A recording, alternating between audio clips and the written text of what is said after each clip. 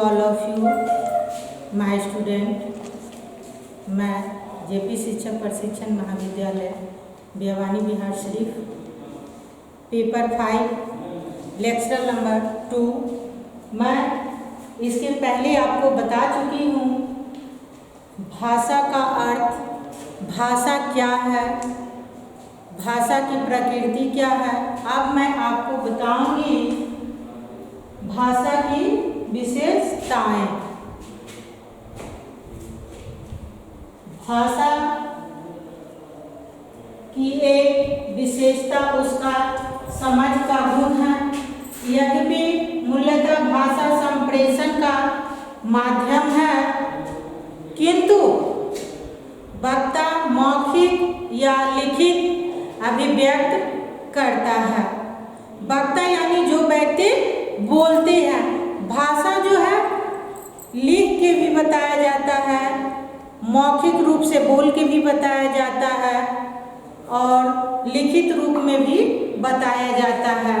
इसका प्रयोजन हम श्रोता को समझने के लिए करते हैं। श्रोता यानी जो आप जिसको बोल रहे हैं, जिस व्यक्ति के सामने आप अपनी बातों को व्यक्त कर रहे हैं, उसको समझने के लिए ही हम लोग ओरल यानी मौखिक रूप में भी हम उनको बता सकते हैं, लिख के भी बता सकते हैं, वह मेरी बातों को समझे। यह हम भाषा के माध्यम से ही कर सकते हैं। अब देखिए भाषा की जो है नियमबद्ध व्यवस्था, इसको जो है भाषा को जो है 3 भागों में बांटा गया है। वह है आपका ध्वनि संरचना, देखिए, और दूसरा है शब्द संरचना और तीसरा जो है वाक्य संरचना। अब इसको जो है अलग अलग हम लोग डिफिनीशन करेंगे कि ध्वनि संरचना किसे कहते हैं, शब्द संरचना किसे कहते हैं और वाक्य संरचना किसे कहते हैं। आप देखिए पहला है आपका ध्वनि संरचना। ध्वनि जो है, ध्वनि किसको बोलते हैं? ध्वनि मतलब आवाज। आवाज के माध्यम से ही हम लोग जो है भाषा का प्रयोग करते हैं।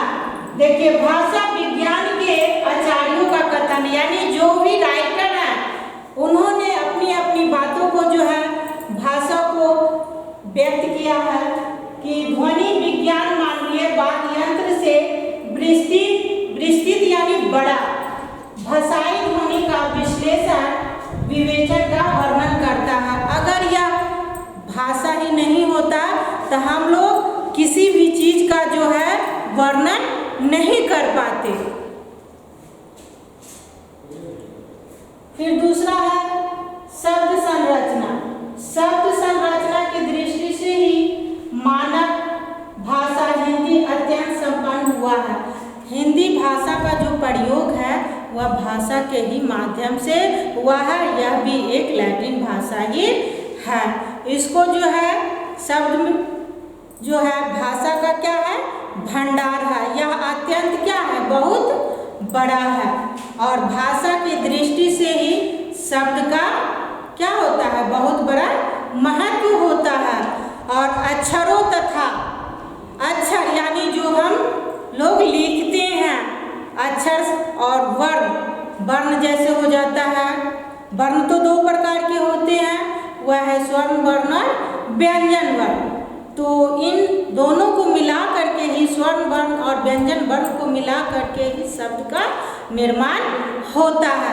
यह सभी को मिला करके जो है हम लोग क्या करते हैं, शब्द का निर्माण करते हैं और इसी को हम लोग शब्द का जो है सही उच्चारण कर पाते हैं।